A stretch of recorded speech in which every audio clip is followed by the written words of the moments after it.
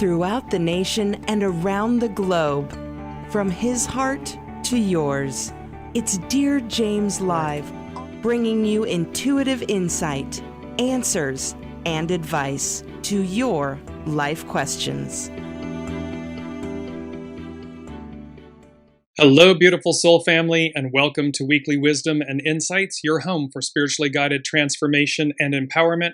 I am your host, Dearjames, and together with the unseen, Spirit, Source, and Symphony, we look at the current energies, the intuitive wisdom and insights, and we go as guided.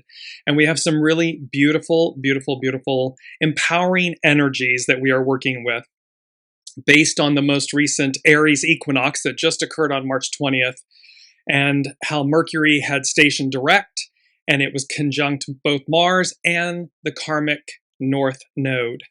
And so we want to jump right in. Welcome, Kiki. Welcome, Alicia. Welcome, Colleen. And let's just jump into the main energy numbers. We have the difficult beginnings, persevere, innocence, open. We have both the creative force and the receptive force, so the divine masculine and the divine feminine. With this orchestration of peace, it's number 11. It's also known as the most intuitive master number. And it's a way to, it's a way through. And so as we look at these energies, the Aries equinox, which is the new year, if you will, the astrological new year, there's this whole aspect of rebirth, renewal. And this one's different. We'll get into that in a minute. And so I want to just jump into our main theme really quickly because it takes us into it, and then we'll backtrack into the astrology. But our main theme is up, up, and away, far beyond your wildest imagination. And you see these beautiful, like, crystals, this crystalline formation or energy and this plasma consciousness that we've been talking about. Well, so we have up, up, and away. Well, up, and away signifies a transcendent journey beyond earthly limitations, encompassing resurrection, spiritual ascent to higher consciousness, and the hopeful uplifting of energy. It represents breaking free from burdens, gaining a higher perspective, and embracing spiritual freedom or divine intervention, such as in ascension or overcoming challenges. We are leaving the old behind. We're going back to where we began, an octave higher. So there is ascension built in here. There is an overcoming of the past, a releasing of the past, and this kind of transcendent journey. I know on the world stage, it looks like a dumpster fire. I mean, everything's just a dumpster fire. And yet, in the ending is the beginning, in the beginning is the end. And so we have this transcendent journey beyond earthly limitations, encompassing resurrection. So think again, individually, collectively. It's about ascension and divine elevation. In Christian theology, the phrase refers to Master Jesus' ascension, symbolizing a movement into the realm of the divine, which is interpreted as the spirit taking precedence over earthly limitations. This is where we place our soul source connection, our true north, in service. It's forward, it's driving now. And the ego, mind, personality, human comes in concert with it, in service to it, behind it, next to it, behind it, as one. It represents rising above difficulties and burdens, often depicted in a spiritual sense as rising on eagle's wings to gain a higher vantage point. This is eagle medicine that we've had a couple times. Culturally and in popular culture, it signifies maintaining a positive mindset or positive light and moving away from negativity, judgment, and worry. This is about staying calm in the center of the storm. While everything else is raging around us, we stay calm and centered. Peace, it's 11, that way to, that way through, that's peace. In various spiritual traditions, going up, so up, up and away, going up is linked to the upward movement of energy such as the Udana, or the rising breath in Hindu tradition, symbolizing spiritual evolution toward higher realms. Going back to where we began, an octave higher. It highlights a paradoxical spiritual growth where acknowledging mistakes or experiencing, quote, falling down is part of a journey upward, resulting in greater wisdom in spiritual journey. It's about learning from our choices, not mistakes, our choices. There are no mistakes. They're all choices. And so when the apostles asked Master Jesus, where are we going? Where are we going? And he said, you ask where you're going without knowing where you've been. So this highlights this paradoxical spiritual growth where acknowledging mistakes, choices, or experiencing falling down is part of the journey upward, resulting in greater wisdom and spiritual joy. Because you'll see I'm just going to jump to it really quickly. They said, number 6, which denotes spirit and service, the unseen said, release me, release my body. It's a song by Agnes, and then they put in parentheses, the sins of the past. So when we're release me, release my body, we're talking about what we've done in the past, where we've been, because we're shedding this. We're letting go of all of it. That was the yin wood snake of last year. Now it's the yang fire horse. So we're looking at this releasing the sins of the past. And they said, it's what you do next that matters most or matters more. So it's not about the choices of the past. It's not about reliving them. It is about purifying them, transcending them, releasing them. And thus, it's what you do next that matters most and matters more. So we have this up, and away, and then far beyond your wildest imagination.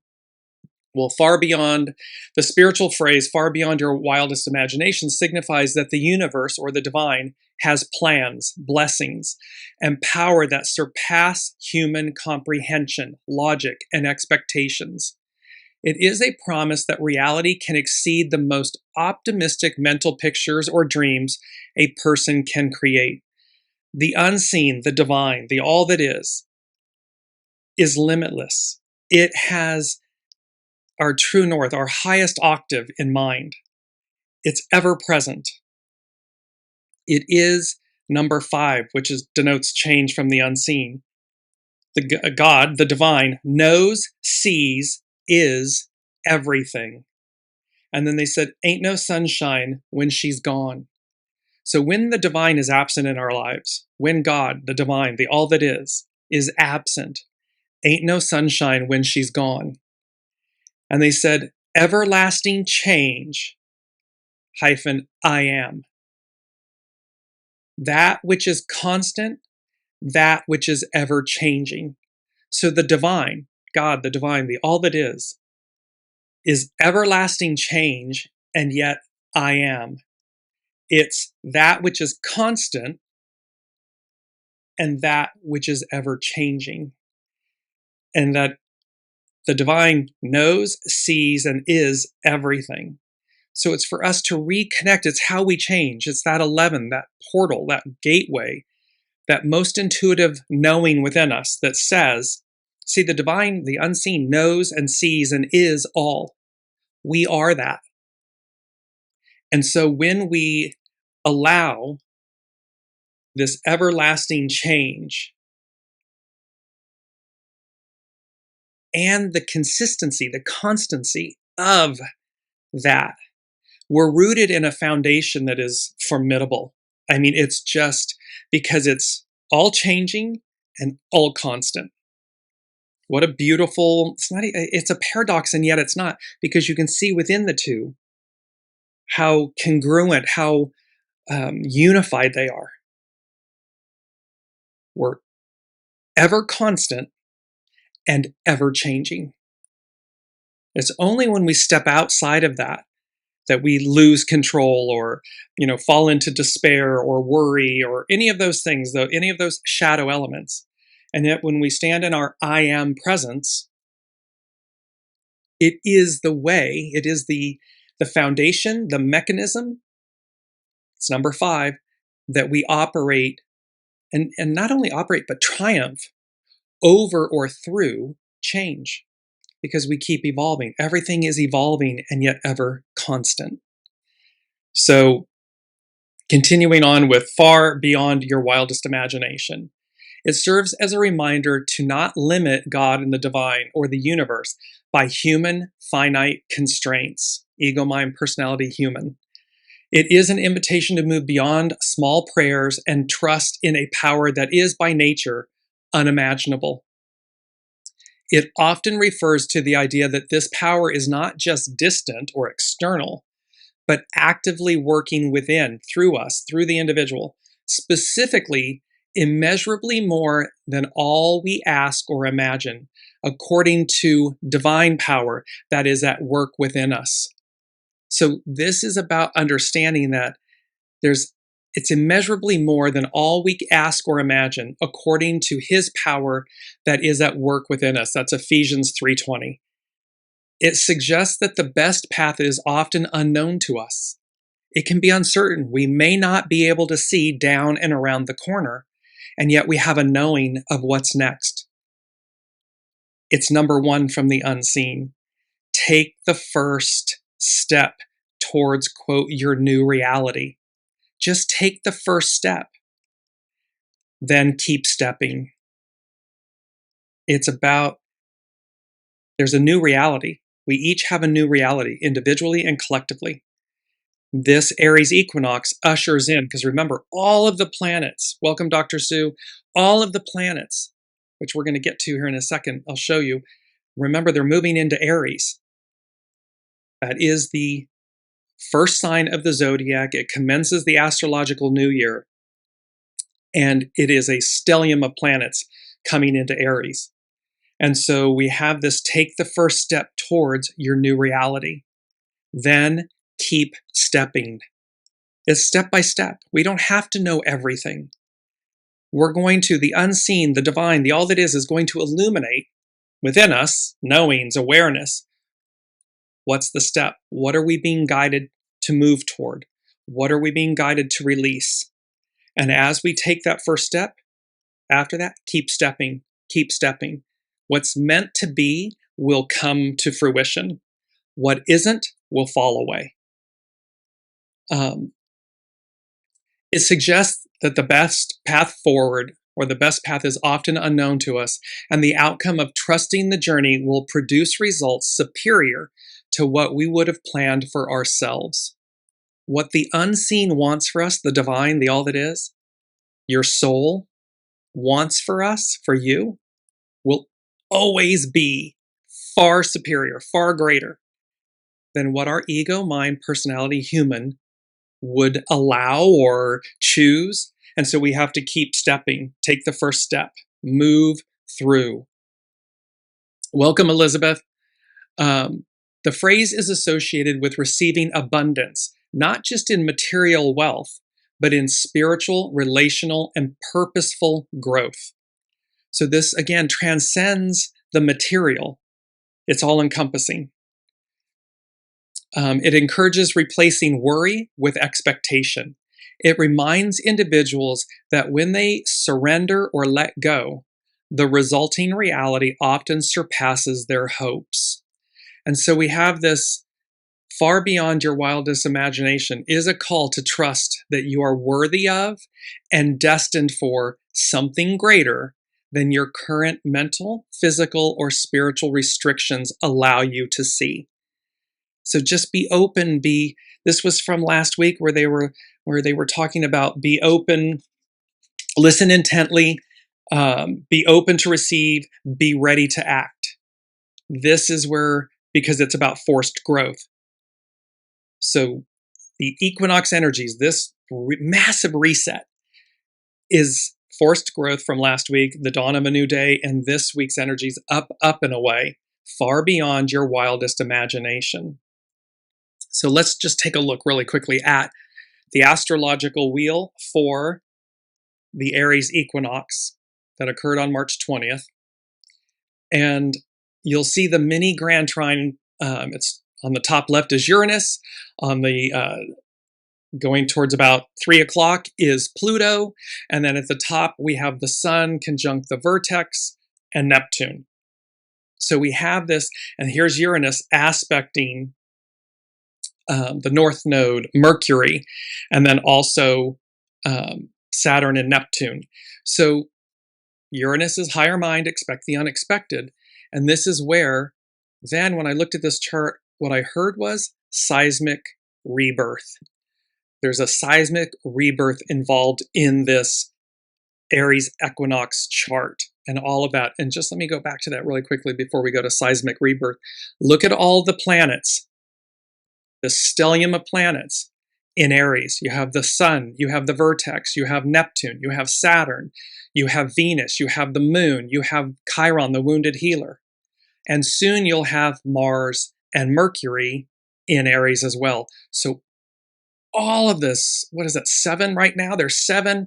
So you're going to end up with 9. Yes, the moon will move out and so forth, but you're going to have, 9, 10 celestial bodies renewing themselves, moving into the first sign of the zodiac.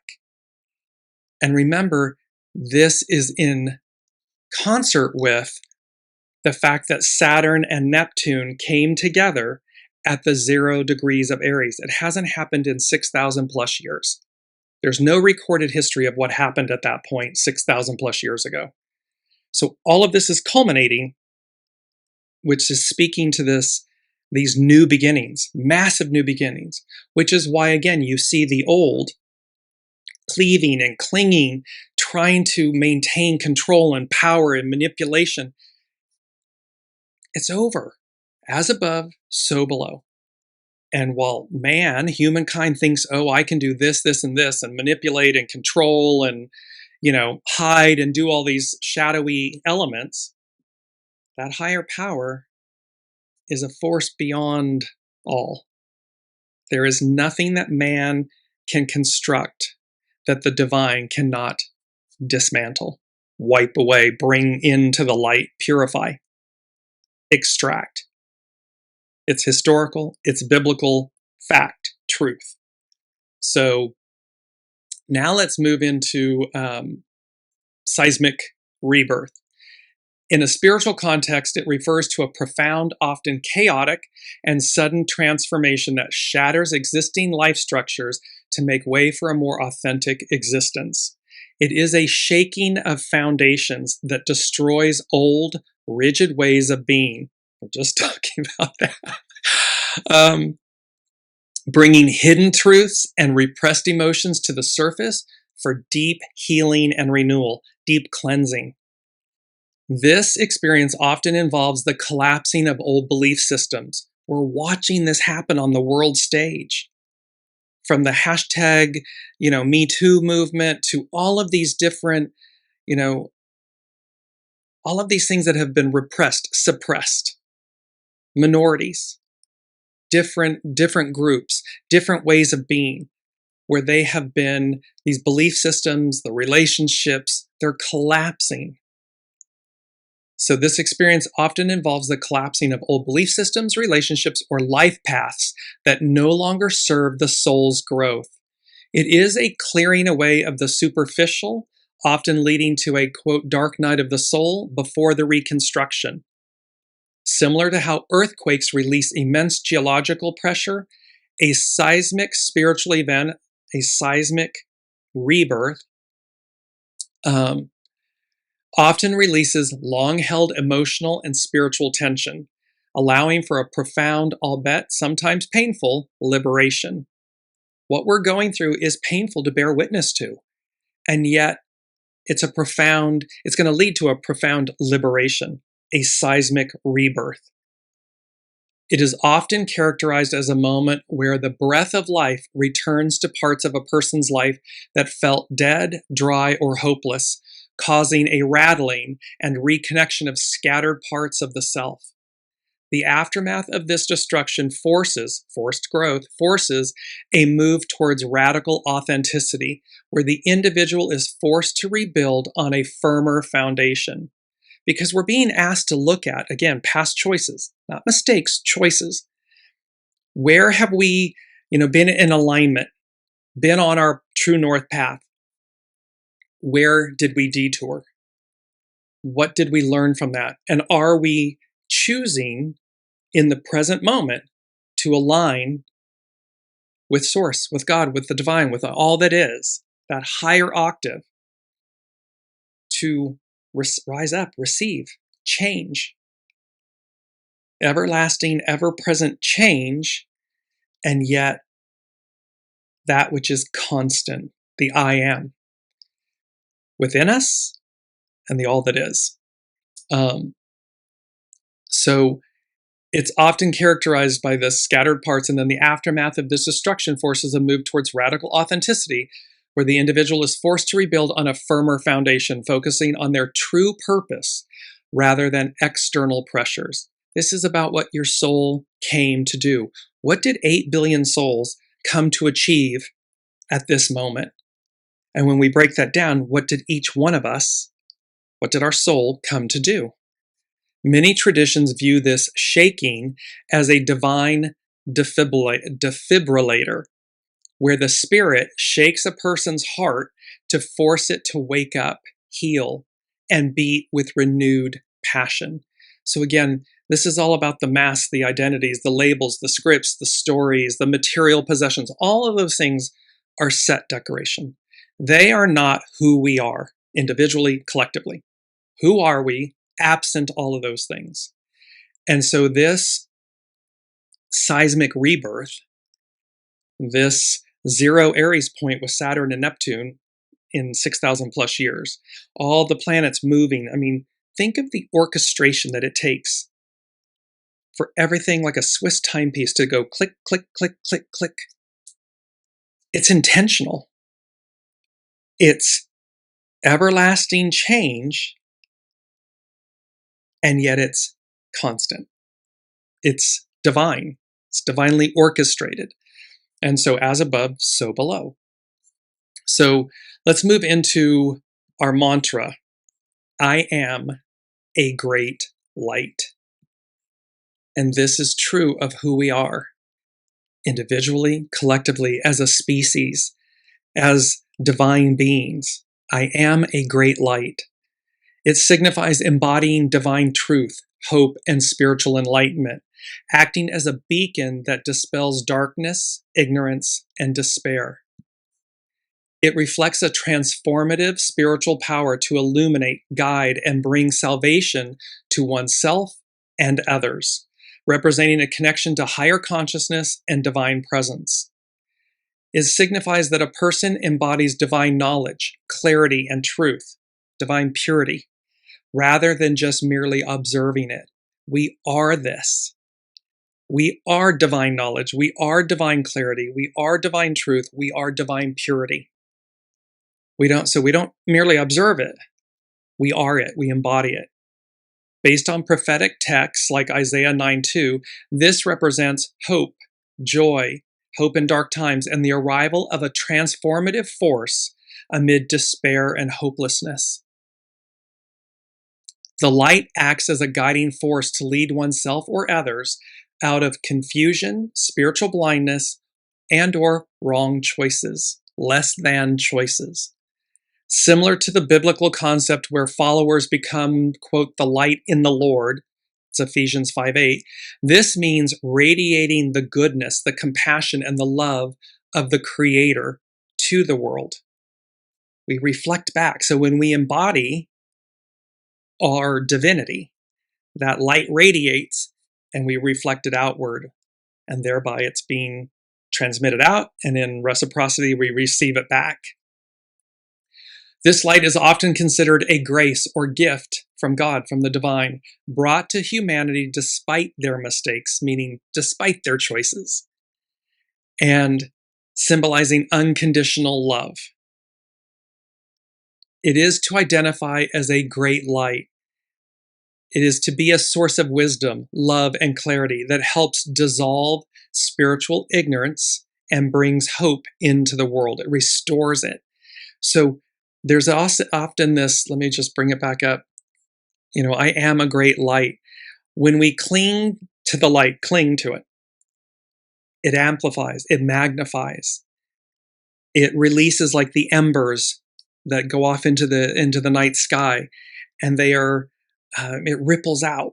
And so it is to remember the purity of who we are, the divinity of who we are. Because number 2 from the unseen, they said, shake, rattle, and roll. It's time to rumba. And rumba means enthusiastic. It's an enthusiastic phrase. It's time to rumba means it's an enthusiastic phrase, meaning it's time to dance, party, or start having a good time.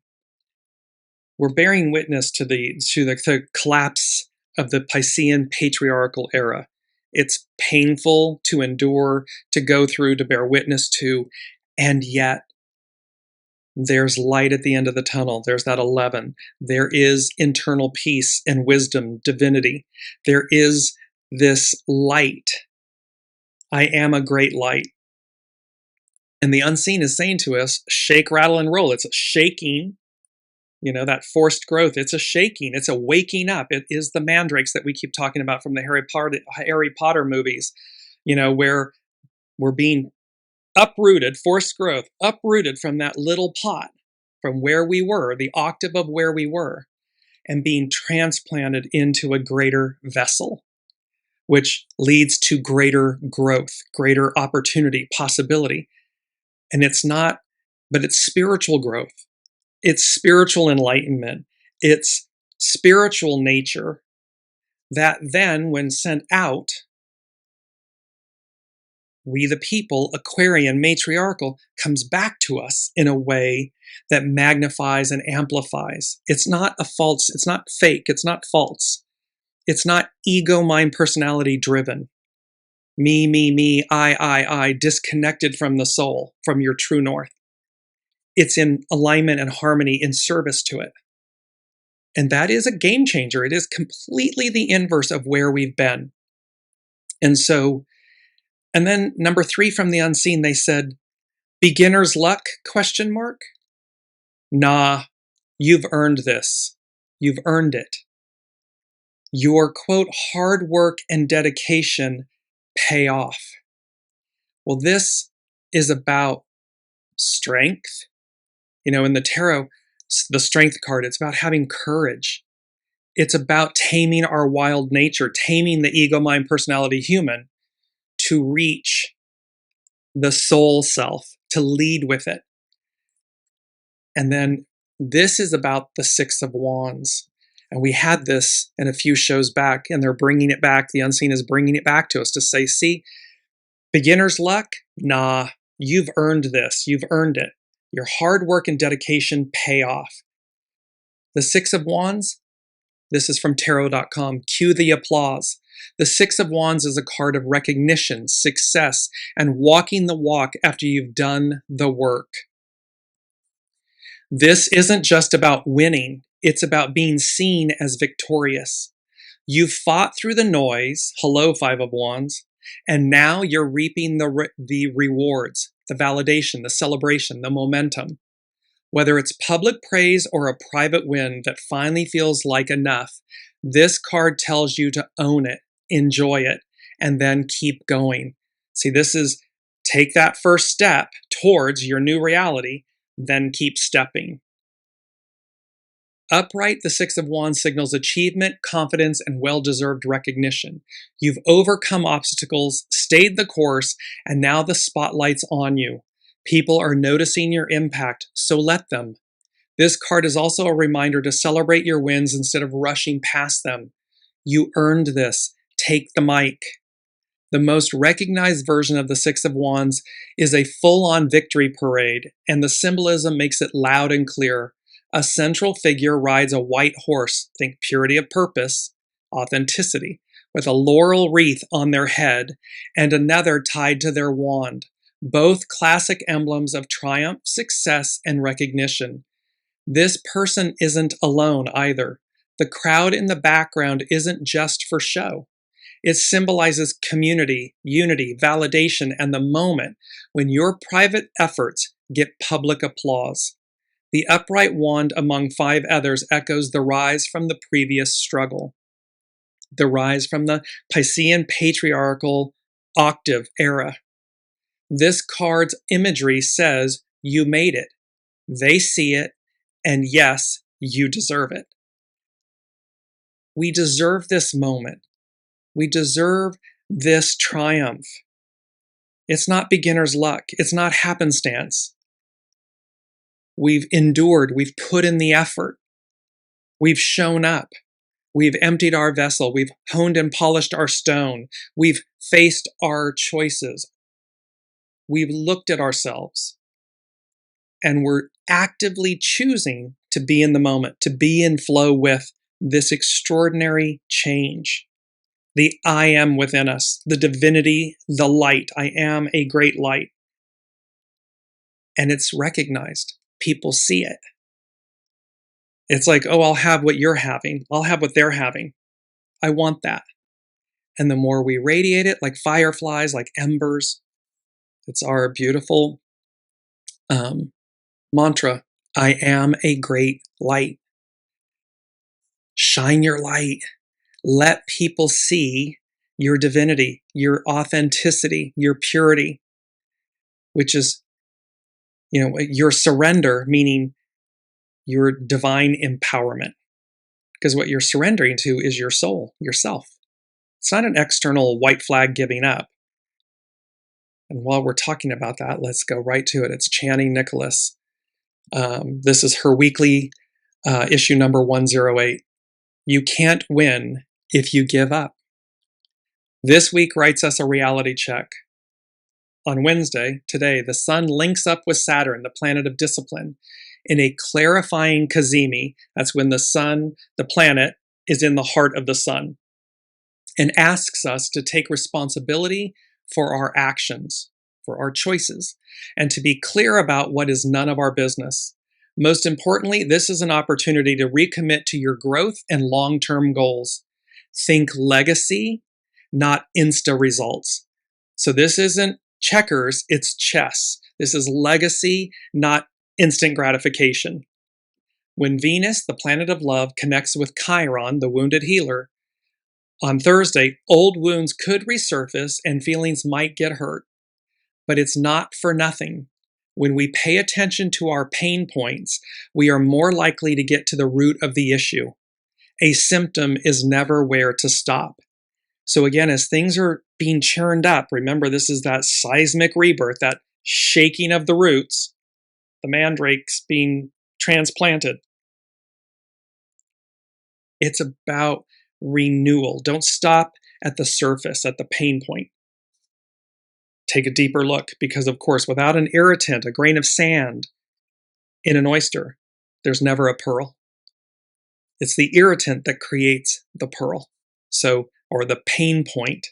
The symptom is never where to stop. Now let's move to our key word. I want to go into that as well. Keyword is dimension. And this is all about, when this word popped up, there was two. There was the word responsibility, which we've had before, keyword responsibility, and then the word dimension. And dimension is a measurable extent of some kind, such as length, breadth, depth, or height. It's an extension in one direction, a measurement in space. Spiritually, dimension is a layer of consciousness or a state of awareness beyond the physical 3D world that focuses on inner growth, energy, and connection to a higher purpose. It's your true north. It is that aspect of ourselves, and it signifies moving from ego-driven material reality, 3D, to a more interconnected, intuitive, there's the 11 piece, intuitive and elevated state, a 5D state. And so there's this aspect about what the unseen is saying is recognize the dimensionality, the dimension to all of us, individually and collectively, not just the universe that we live in, the dimension of the universe, but the dimension within ourselves, these fractals of light. It represents the depth, the breadth, the height of who we are. It's extraordinary. Each one is infinitely unique. And when we harness that, I am a great light, when we harness that, it's a game changer. And yet we, humans, we tend to just, stay in that ego, mind, personality, human aspect of ourselves instead of the divinity of ourselves, the unity, the oneness, which is extraordinary. It's not ordinary, it's extraordinary. And so this is this time. This is a massive reset. Up and away, far beyond your wildest imagination. Take the first step towards your new reality, then keep stepping, keep walking, keep taking the steps. Shake, rattle, and roll. It's time to rumba. Beginner's luck? Nah, you've earned this. You've earned it. Your hard work and dedication pay off. It's that 6 of Wands. And it is, I just want to go back here quickly, it is the Strength card. It's taming the beast. And the lion doesn't have to roar. The lion is. The sun is at the back here. The sun and the moon are lit up together. There's that divine masculine, divine feminine together. The 1 and the 2. In harmony, in unity. The 6 of Wands. It's about the 3 of Wands, where the seeds we've planted, the ships are coming in. In the tarot, this is, you've put it out there. Well, this isn't beginner's luck. You've earned it. And so this is the ships coming in.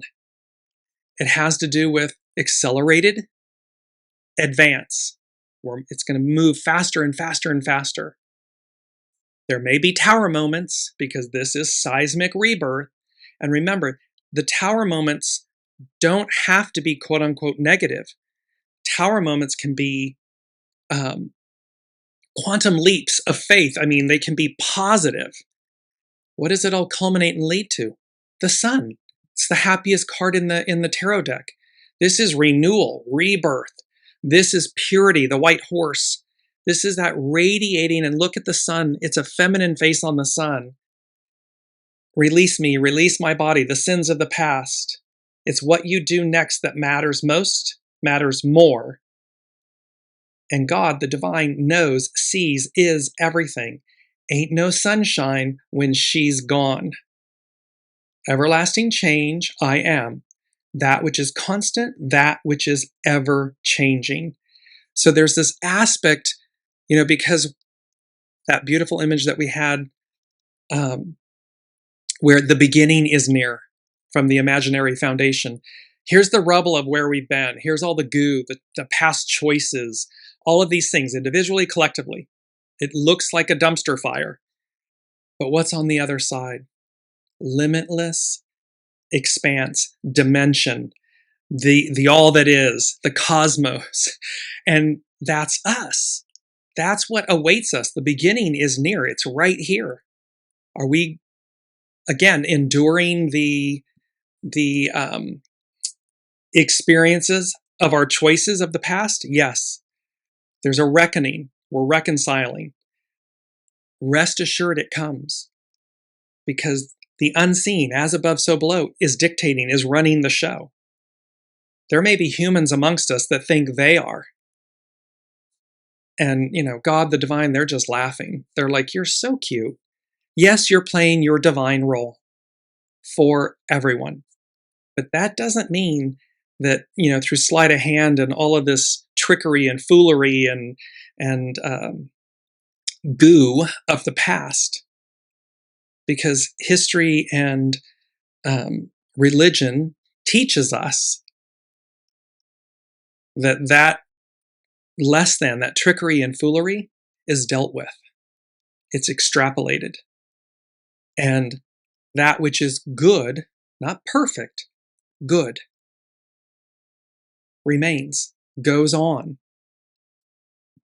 ascends, rises to the next octave.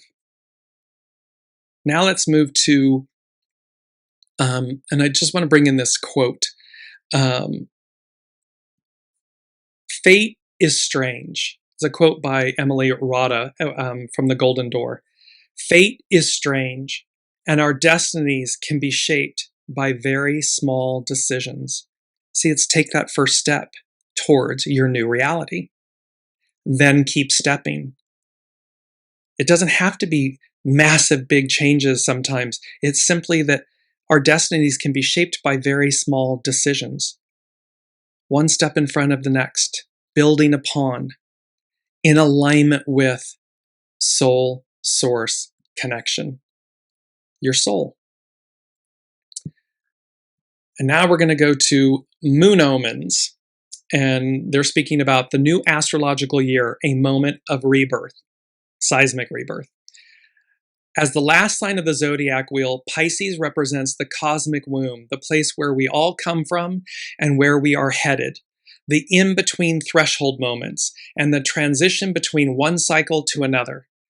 Pisces season is a time of year focused on allowing what is meant to end to dissolve, going inward and starting to gestate the seeds of a new chapter, Three of Wands, the seeds that we planted, to gestate the seeds of a new chapter while completing the current one. So we've just completed Pisces season. When the sun leaves the mystical waters of Pisces to enter the cardinal fire sign of Aries and kick off a new astrological year, the collective atmosphere shifts from reflection, introspection, and closure toward action, risk-taking, and new beginnings.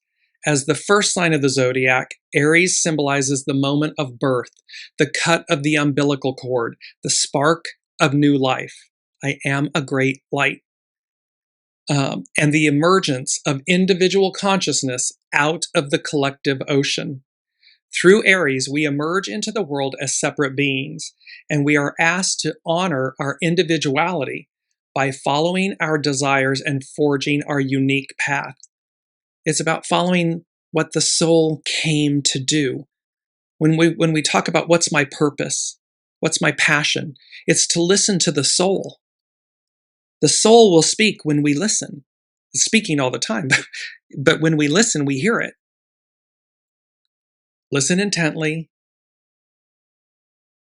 Be open to receive. Be ready to act. The sun's ingress into Aries is a symbolic and energetic moment of rebirth and renewal. This event marks the start of a new evolutionary cycle and brings renewed momentum and life force. The beginning of the new astrological year encourages a more direct and active approach to life and represents an invitation to move forward, take new risks, and dare to create what you have been dreaming of creating. Even small actions taken, see, small steps, even small actions taken these days help us set the tone for the weeks and months and year ahead. So there's this aspect of, again, it's just take the first step. It is that beautiful quote. You know, fate is strange. And our destinies can be shaped by very small decisions, one step upon the other, upon the other, upon the other, building this very beautiful, new, strong foundation because it's authentic, it's pure, it's connected to source, your soul source connection, true north. Now let's look at 747, the number 747.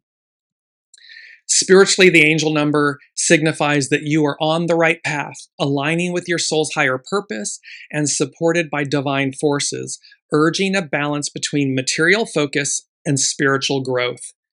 This is an incredibly powerful number. It represents profound personal transformation, encouraging the release of old habits to embrace positive, new opportunities and connections. It's about letting go of who we were, the who, what, where, place, all that stuff, the goo, the past, to receive the present future. It is the yang fire horse that's being guided. It knows what to do and where to go. Seeing 747 is a sign from the universe that you are guided and loved, prompting you to trust the divine plan during times of change. It acts as a prompt to shift focus from solely financial or material goals to nurturing your inner spirit and spiritual life. This number frequently appears when you are meant to embrace a significant life shift or new opportunities, often regarding personal growth. 747 is auspicious for fostering connections with like-minded individuals and deepening existing relationships. In some contexts, it can suggest a need to look past false appearances, the masks, the identities, the labels, the scripts, the stories, So it's to look past false appearances and avoid self-deception in difficult times. This number serves as a reminder to pursue your dreams without letting circumstances hold you back. So this is 747. I mean, think of it, it's like it was the largest plane, a 747. It's big. It's big energy. It's powerful energy. And it's about powerful change, powerful transformation. All of this is underlined by number 4 from the unseen. 4 is foundational. Ain't no mountain high enough. Ain't no valley low enough. Ain't no river wide enough to keep me from you. It's made famous by Diana Ross, Tammy Terrell, that this is the unseen, the divine, the all that is saying there's nothing that keeps me from getting to you. So that being true, and knowing where we've been, past choices, past decisions, it's simply to say, let me align with the divine. Welcome, Olivia. Let me align with the divine. Because there's nothing that's not seen. The God, the divine knows, sees, is everything. So there's no fooling the unseen God, the divine. And there's no hiding from the divine. So align with it. Align with the divine. See where it takes you. Number 7 from the unseen is, where there's a will, a divine will, your soul. Where there's a will, a divine will, there's a way. Exclamation point. So, and it's 7 is, the completion, the foundation, the fulfillment of God's word. And so we have this, when we align with it, it's green lights. Everything's possible. Anything is possible. But it's because we're in alignment with divine will, which means we're in alignment with our soul, what our soul purpose is, what our soul came to experience and achieve. The only thing that will prevent you from aligning with that is your ego, mind, personality, human. Period. That's it. Calm the human, calm the ego, and listen to your soul, and it'll be like, oh, okay, you want me to do this. Okay, gulp. Oh, okay, butterflies, or, okay. And then you do, take the step. Take the first step towards your new reality, and then keep stepping. Because it's time. We've earned this moment in time. Now let's look, we're going to go to astrobutterfly.com. Sun in Aries. A new journey around the sun. And this is an excerpt. I'll post the entire thing on the Dearjames Facebook page. On March 20th, 2026, the sun entered Aries, the beginning of the solar year. 0 degrees Aries is the 0 point of the zodiac, where a new yearly cycle begins. Since ancient times, astrologers have used the Aries ingress, the moment the sun enters Aries, to read the tone of the year ahead. So this isn't just momentary or in this week. These energies are arcing out for the entire next solar year. So it's to read the tone of the year ahead as a snapshot of how this new cycle is likely to unfold. What's going to unfold? Seismic rebirth. This up, and away, far beyond your wildest imagination, forced growth, all of these things. And yet it's not beginner's luck. We've earned it. We've shown up to do the work. So it's to read the tone ahead. It's a snapshot of the new cycle and what's to unfold. Like a solar return for the world itself, sun's or soul's ingress into Aries is the yearly reset, the start of a new astrological year, the moment life presses restart. But this time it feels a little bit different. While the previous 365-day journey now comes to an end, we're still under the echoes of the new moon at 28 degrees Pisces, still carrying the memories and unfinished threads of where we've been. A new year without remembering what has shaped us is just another unconscious spin around the sun. It's Master Jesus again. See, you're asking where you're going without knowing where you've been. So when we do that without acknowledging, reflecting, it's not about getting stuck in the past. It's not about beating ourselves up for the past. It's not about that. It's simply about recognizing, acknowledging, where am I? Where have I been? Where am I? And so that we remember, so that it's a conscious spin around the sun, not an unconscious one. It's not an autopilot. We're present in the moment. The same impulse to begin again. The same urge for a fresh start. The same belief that by turning the page, we somehow reset the story, as if a new beginning could erase what came before. But a solar new year does not erase the past. A new beginning means nothing if it's not rooted in what truly matters. And when we've got the mandrakes, they're showing me, we're uprooted, right, from the small pot. But the roots were in the soil, gaining nutrients, life, memory. And then they're transplanted into the new larger pot, new soil. But the vibration, the energetic memory and vibration of where we were transfers with us. And that's that beautiful release me, release my body, the sins of the past. It's what you do next that matters most, that matters more. We are not defined by the past. Allow your past to refine you, not define you. We take that information, we take those choices, and we allow it to refine us. So that in the new pot, in the new, we're making new choices, higher octave choices, better choices. astrobutterfly.com. Soon after the new astrological year starts and the world presses the reset button once again, in the same rhythm as it has always done, something unexpected happens. Mercury turns direct. And this is not the usual Mercury station. Mercury changes direction in an exact conjunction with the karmic North Node in Pisces. Mercury and the North Node linger here for days, digging deeper than their usual motion allows, giving weight and meaning to the direction ahead. Remember, the North Node, that karmic North Node, is where humanity is going, where we are collectively going. The South Node is what we're releasing.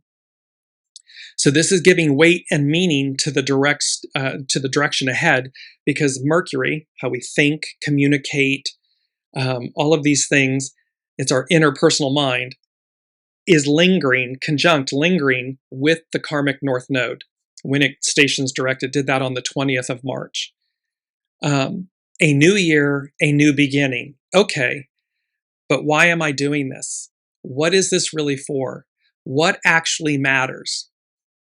The Aries ingress, conjunct Neptune in Aries, carries a different, because the sun comes in and it conjuncts Neptune, carries a different kind of beginning. For the first time in our lifetime, the sun meets Neptune at the very start of the zodiac. A new cycle doesn't just begin, it begins with meaning. Neptune, so this is why it's different. It's the first time that Neptune and Saturn were conjunct at the 0 point, 6,000 plus years. Now here's the sun with the astrological new year, conjuncting Neptune, conjuncting Saturn. And so it's a new beginning, it's a new cycle, a new beginning with meaning.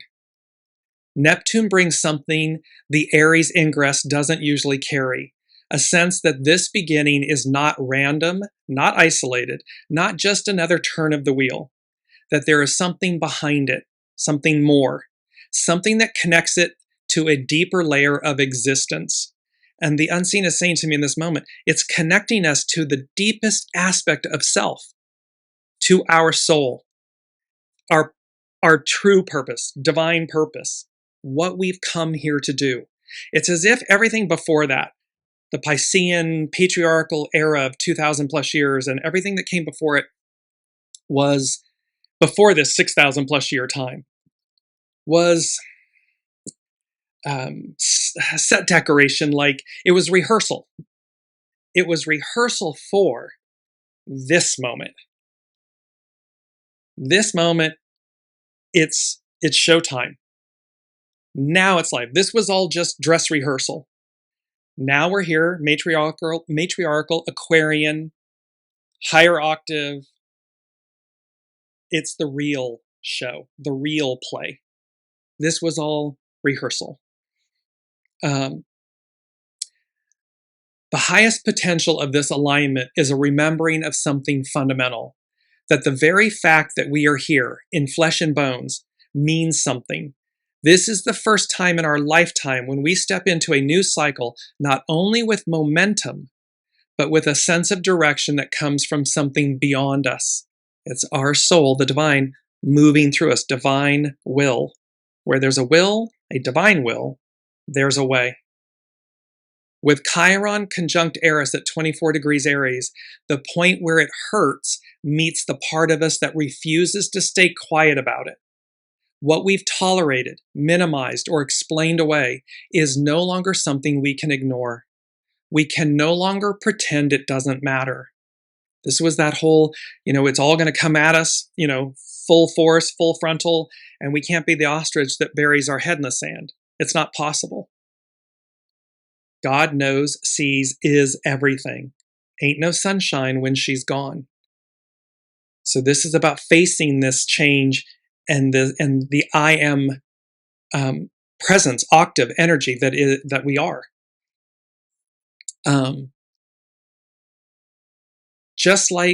So we can't ignore it and we can no longer pretend it doesn't matter.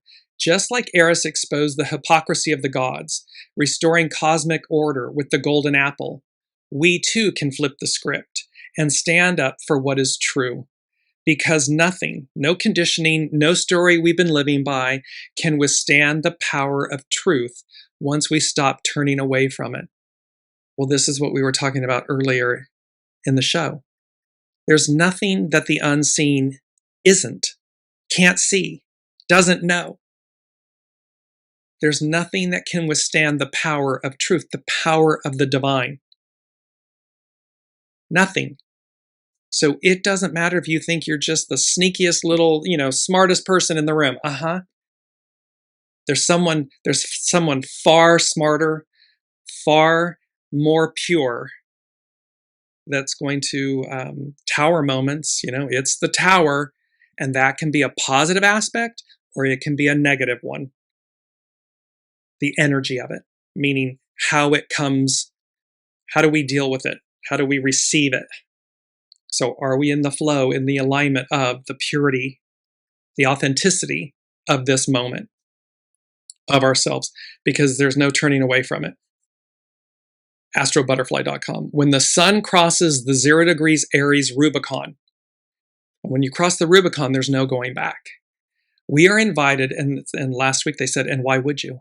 Why would you want to? We are invited to ask not what's new, what do I want to manifest? What's the next shiny thing to chase? But what it is beyond all this that truly calls me. It's beyond the ego, mind, personality, human, the material aspects. What's beyond all of that? Take all of that away. Set it aside for a minute. What's truly calling me? And then align with that. Take the first step and then keep stepping. Sun at 0 Aries is an invitation to fuse with the origin and let that fusion spark something inside of us that feels both personal and connected to something greater. A direction that already knows where it's going. See, we don't have to know everything. We just have to choose to be in alignment with it, to let go of the past, let it go, release it, and then be in the alignment with it. Let that fusion spark something inside us that feels both personal and connected to something greater, a direction that already knows where it's going. Your soul knows all. We know little. For the first time, stepping into 0 no longer feels like we're thrown into the wild, fighting for survival, but like something we belong to. It's a knowing. It's a truth, and it's a trust in the fact of that knowing. We may not know everything. We don't have to know everything. The human wants to know. The ego wants to know. But the soul already knows. So it's just trusting the soul. Take the step. Take the next step. Keep stepping. This is perhaps the first time when we begin to feel drawn, not just driven. When the new journey feels a little bit different. Not the same loop repeating itself under the same old exhausted expectations. And when something larger begins to hold us, the question is no longer where we're going, but what has always felt true even before we had the words for it. What is it about who I am that, if everything else fell away, we've been talking about this, would still remain? If you knew the universe was on your side, would you take different risks? What would you do differently? This is a time of massive change, of massive release, triumph, alignment with divine will, divine order, divine time, and our willingness, because it's forced growth, so it's going to come, that tower, it's going to come one way or the other.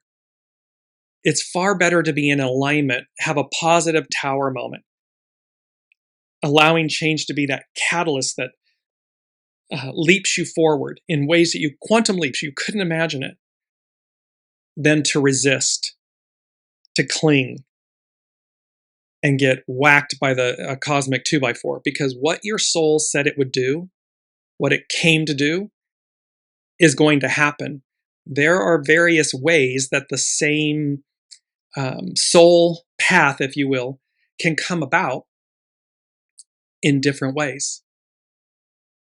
The root of what your soul came to do will be experienced. The higher hand, God, the divine, the all that is, as above, so below, it's in charge. It's the host. It's the master weaver. We are the guests. We are the co-creators, the co-manifestors. And we're to use our beautiful, I am a great light. We're to use our divinity in service to this higher octave of all that is. That's what we've come to do. And we've come to usher in this new octave, this new era. It's exciting. It comes with its trepidation. We're human. It comes with, it's all this massive change. And so of course we're being uprooted. It's shaking us to our core, but not to harm us, to liberate us, to expand us, to elevate us, so that we will receive what that triumph, there's that 6 of Wands that says victory, celebration, honor. And it's not beginner's luck. It's because we've earned it. It's because our hard work and our dedication paid off and pays off. And it's our ships coming in. They're coming in. It's accelerated advance. And it's about the sun. How we get there is choice. It's the tower. Is it a positive tower? Is it a negative tower? But it's choice. That's where we are. That's how we end. Well, we begin. We end the astrological year and we begin the astrological year. And like astrobutterfly.com is talking about, this isn't just a normal reset, new astrological year. There's nothing about 2026 and this astrological new year and this Aries equinox that is ordinary or the same old, same old. It's not. And it's up to us to choose a higher octave and how we align with that.